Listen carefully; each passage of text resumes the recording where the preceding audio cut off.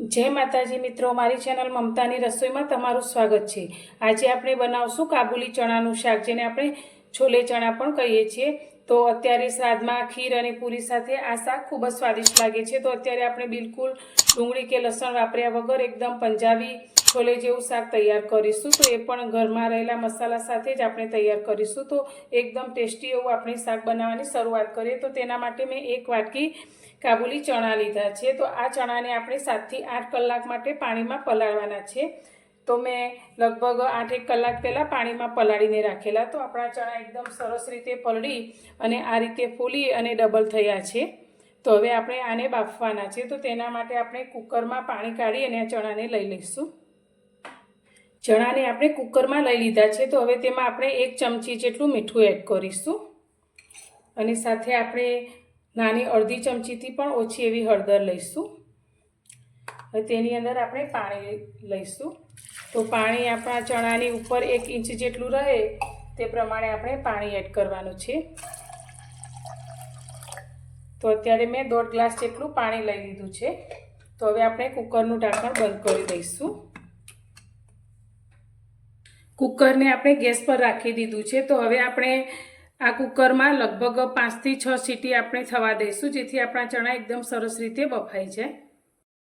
આપણા ચણા બફાય છે ત્યાં સુધી આપણે તેના માટેનો મસાલો તૈયાર કરીશું। તો તેના માટે મેં 4 મીડિયમ તીખા એવા લીલા મરચાં લીધા છે ને 1 ઇંચ આદુનો ટુકડો લીધો છે। તો તેને આપણે એકદમ ઝીણા ક્રશ કરી લઈશું। સાથે મેં 2 મોટા ટામેટાં લીધા છે। ટામેટાની પણ આપણે પ્યુરી તૈયાર કરી લઈશું।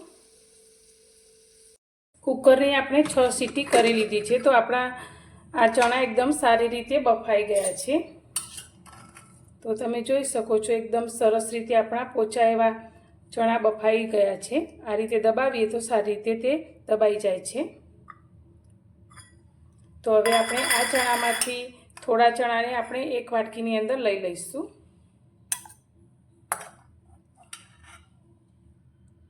તો અત્યારે 2 મોટી ચમચી ભરી અને આપણે આ ચણા લીધા છે। તો આ ચણાને આપણે એકદમ સારી રીતે પ્રેસ કરી અને એકદમ ઝીણા ક્રશ કરી લઈશું।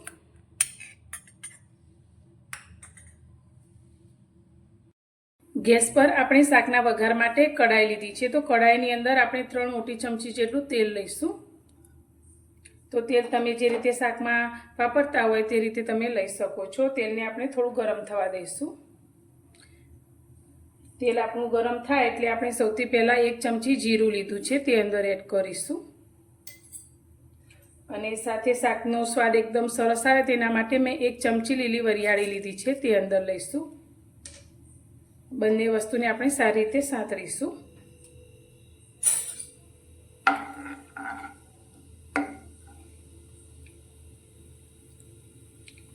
આપણે વરિયાળી અને જીરું સંતળાઈ ગયા છે। તો અત્યારે મેં 2 તમાલપત્ર, 2 સૂકા લાલ મરચાં, 2 લવિંગ અને 2 તજના ટુકડા લીધા છે। તેને આપણે તેલની અંદર લઈશું। ગેસની ફ્લેમ અત્યારે આપણે સ્લો રાખીશું અને સ્લો ગેસની ફ્લેમ પર જ આપણે આ શાકનો વઘાર કરીશું।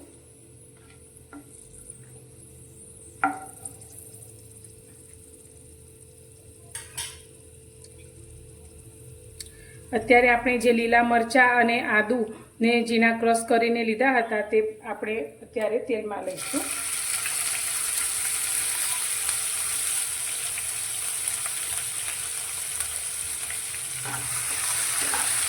અને આદુ મરચાંને પણ આપણે સારી રીતે સાતળવાના છે।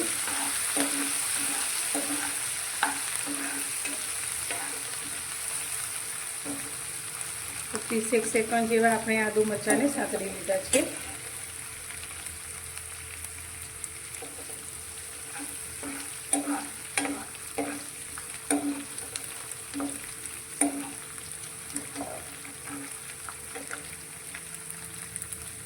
આપણે જે ટામેટાની પ્યુરી તૈયાર કરીને લીધી હતી તે આપણે કઢાઈમાં લઈશું।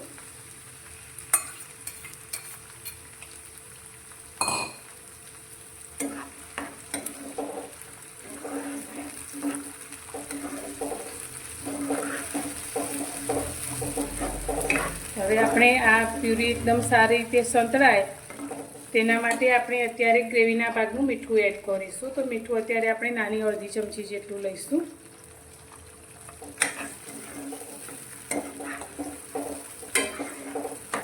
હવે આપણે ઢાંકી અને 2 થી 3 મિનિટ માટે આપણે ટામેટાને આ રીતે જ પકવશું. આપણા ટામેટા સંતળાય છે ત્યાં સુધી આપણે એક મસાલા પેસ્ટ તૈયાર કરીશું. તો તેના માટે આપણે એક વાટકીની અંદર 1 ચમચી લાલ મરચું લઈશું. તો મરચું તમે જે રીતે તીખું પસંદ કરતા હોય તે રીતે લઈ શકો છો. આપણે અડધી ચમચી જેટલી હળદર એડ કરીશું અને સાથે આપણે 2 ચમચી ધાણા જીરું લઈશું. હવે તેની અંદર આપણે થોડું પાણી લઈશું અને બધા જ મસાલાને પાણીની અંદર સારી રીતે મિક્સ કરી લઈશું.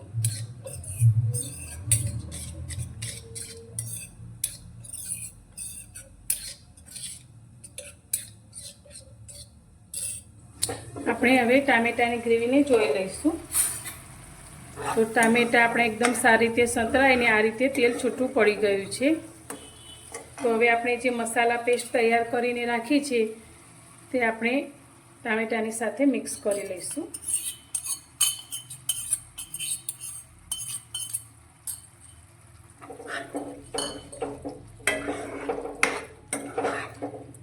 મસાલાને પણ આપણે 2 મિનિટ માટે સાતરીશું જેથી શાકનો સ્વાદ એકદમ સરસ આવશે.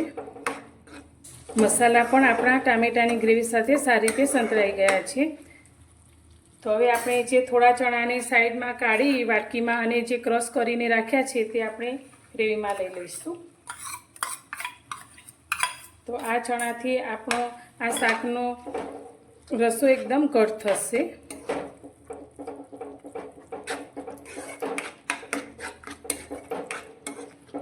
મસાલા સાથે સારી રીતે મિક્સ કરી લઈશું.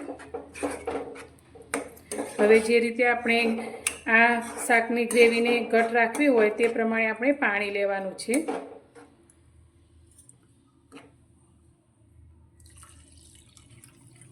તો અત્યારે મેં અડધા ગ્લાસ જેટલું પાણી લીધું છે.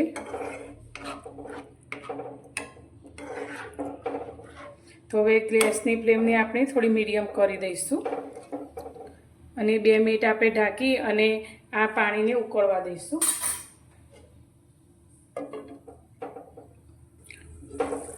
ગ્રેવી આપણી સારી રીતે ઉકળી ગઈ છે ને આ રીતે તેલ પણ સારી રીતે છૂટું પડ્યું છે. તો હવે આપણે જે ચણાને બાફીને રાખ્યા છે તે અંદર લઈ લઈશું.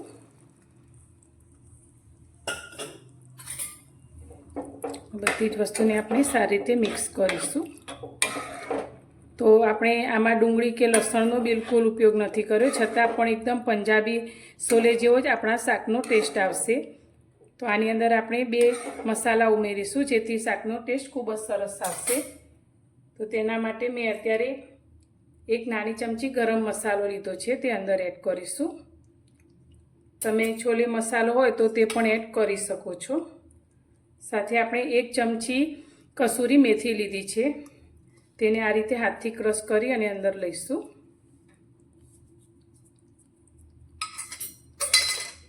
થોડાક લીલી કોથમીરના પાન લઈશું.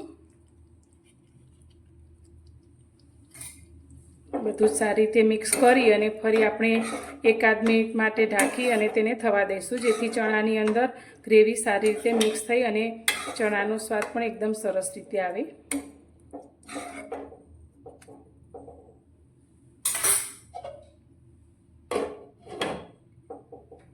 1 મિનિટ થઈ ગઈ છે. તો હવે આપણે શાકને જોઈએ તો શાકની ઉપર તેલ પણ સારી રીતે છૂટું પડ્યું છે ને આપણું શાક એકદમ સ્વાદિષ્ટ એવું તૈયાર થયું છે. તેની સુગંધ પણ ખૂબ જ સરસ આવવા લાગી છે. તો હવે તેને આપણે ગેસ બંધ કરી અને સર્વિંગ બાઉલમાં સર્વ કરશું. તૈયાર છે આપણું કાબુલી ચણાનું શાક. તો આ શાકને તમે પૂરી અને ખીર સાથે સર્વ કરી શકો છો. સાથે પરાઠા સાથે પણ આ શાક ખૂબ જ સ્વાદિષ્ટ લાગે છે. તો પંજાબી છોલેના સ્વાદને પણ ભૂલાવી દે તેવું ડુંગળી લસણ વગરનું આપણું આ શાક બનીને તૈયાર છે. તો તમને મારી આ શાક બનાવવાની રેસીપી પસંદ આવી હોય તો વિડીયોને લાઇક કરજો, શેર કરજો અને ચેનલ પર નવા હો તો ચેનલને સબસ્ક્રાઈબ કરવાનું બિલકુલ ભૂલતા નહીં. તો ફરી મળીશું એક નવી જ રેસીપી સાથે નવા વિડીયોમાં.